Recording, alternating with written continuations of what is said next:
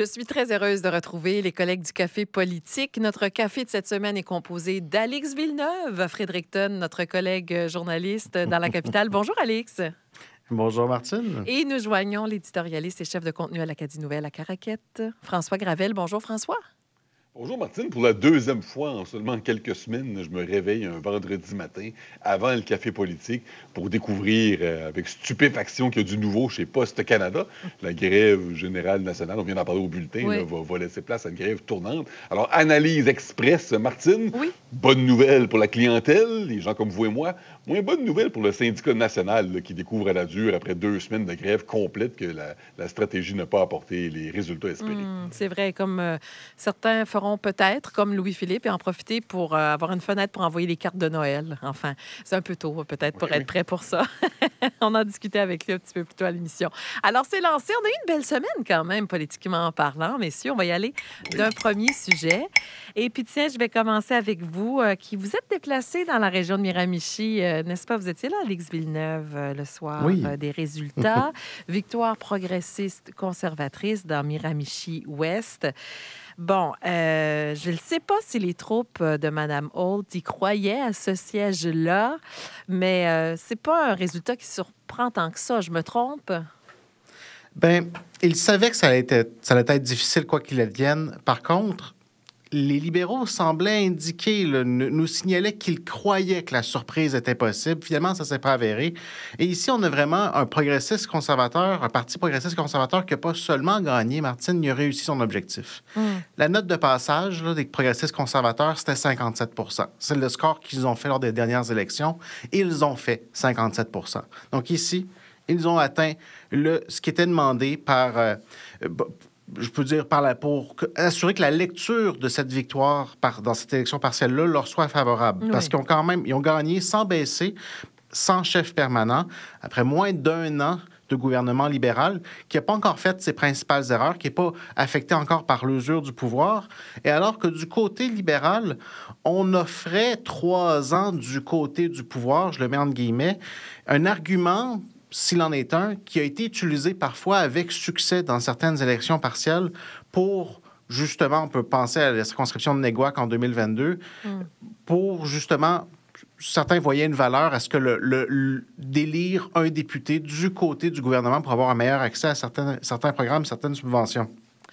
Du côté des libéraux, toutefois, c'est pas non plus une défaite complète. Ils ont augmenté leur score de 5 points de pourcentage, ce qui est assez pour revendiquer quand même du positif dans cette défaite-là. Et la raison pourquoi ils ont réussi à augmenter leur score malgré tout, ben, c'est le Parti vert, ses votes se sont visiblement effondrés. On peut présumer que ce transfert de cet électorat-là est allé vers les libéraux, un transfert plutôt naturel. Je remarque en terminant une dernière chose que on l'avait vu il y a 1 an lors des élections générales. À nouveau, on le voit dans cette circonscription partielle. La province du Nouveau-Brunswick est encore divisée. Oui. Il y a, sous le gouvernement de Blaine Higgs, c'était surtout entre régions francophones et anglophones. Cette fois, c'est surtout entre centres urbains et régions francophones versus les régions rurales anglophones qui, elles, demeurent bien conservatrices. Je note une chose.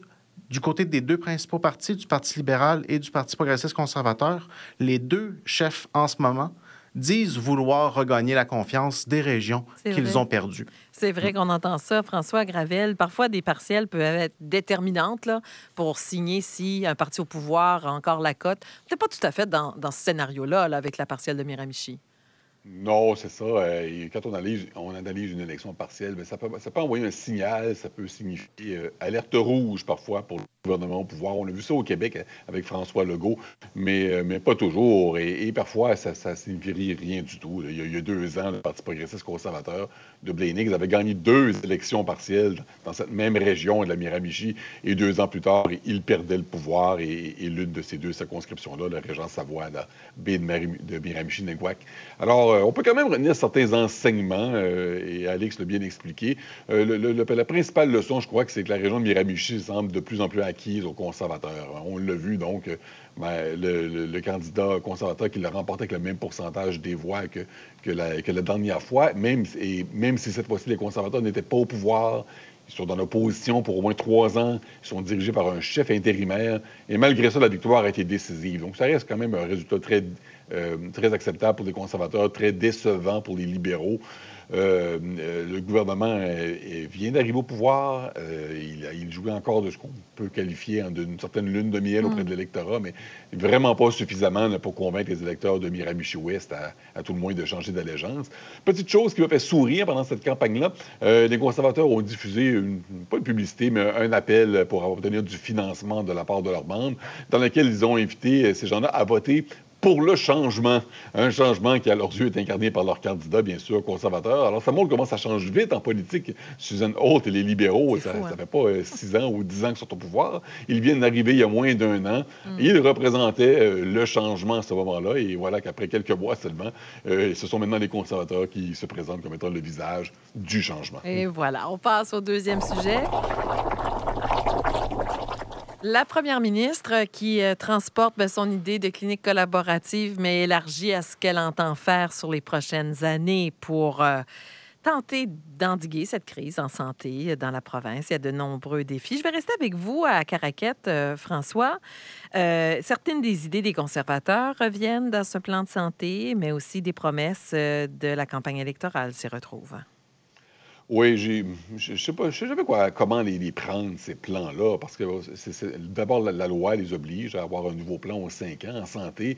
J'apprécie toujours l'effort, la vision qui est présentée. Ça donne un peu une idée de ce que veut faire le gouvernement. En même temps, j'en ai vu beaucoup des plans depuis que je suis journaliste, puis ensuite éditorialiste à l'Acadie Nouvelle, des plans de 5 ans, des plans de 10 ans dans plein de domaines différents, la santé, l'éducation. Oui. Et ça n'arrive pratiquement jamais d'arriver au bout du plan et qu'on se dise « Wow, ce plan a vraiment tout changé et pour le mieux, là, vraiment, là, quel plan extraordinaire! » Et pourtant, ça n'empêche pas les gouvernements d'essayer. C'est pas une mauvaise chose, je répète. Là, le plan de santé de Susan Holt ici et de son ministre de la Santé, le docteur John Dornan, a le mérite d'avoir des objectifs qui sont assez clairs, là, qui ont bien attiré l'attention, notamment l'accès au système de santé, les soins primaires pour les Néo-Brunswickois. Mme Holt qui a quand même précisé tout de suite après que ça ne signifie pas que chaque Néo-Brunswickois aura son médecin de famille. La vision est plutôt celle qui était présentée pendant la campagne électorale, des cliniques de santé collaboratives où on retrouve différents professionnels de la santé. Donc, vous avez un problème de santé, vous allez à la clinique, on vous fait rencontrer la bonne personne, qui peut être un médecin, mais qui peut être aussi une infirmière praticien, un physiothérapeute là, ou autre.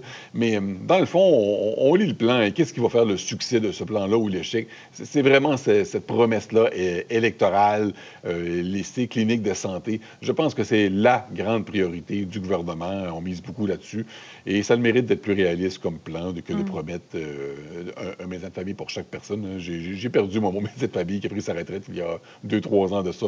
Et je ne crois pas que grâce au gouvernement, je vais avoir un médecin de famille comme ce fut le cas avant, mais une clinique de santé, qui sait, ça pourrait être la solution. Et il y a beaucoup de gens qui espèrent ça. Et c'est pour ça que je crois que c'est pas particulièrement controversé, cette déclaration-là de Susan Holt de cette semaine. Beaucoup de gens ont compris que le système doit changer. On est rendu là. Donc, changement de vocabulaire, Alix Villeneuve, mais le discours, c'est une chose.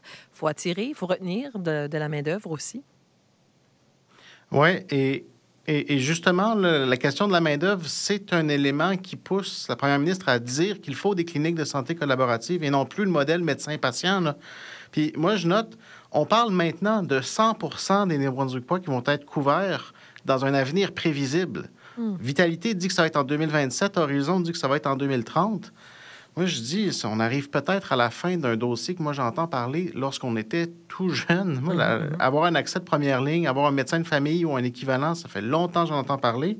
Et là, on a surtout enterré, si je peux dire, l'objectif d'avoir un médecin pour chaque patient sans que ça fasse trop de vagues. Il y a eu des critiques. Là. Le plan de santé, ce matin, il se fait critiquer, entre autres, par la Coalition de la santé qui reproche, par exemple, de ne pas avoir assez de prévention des problèmes de santé. Non pas, on est dans la guérison au lieu de la prévention. Oui. C'est des éléments qu'on va voir, mais on ne critique pas l'aspect des cliniques de santé collaboratives.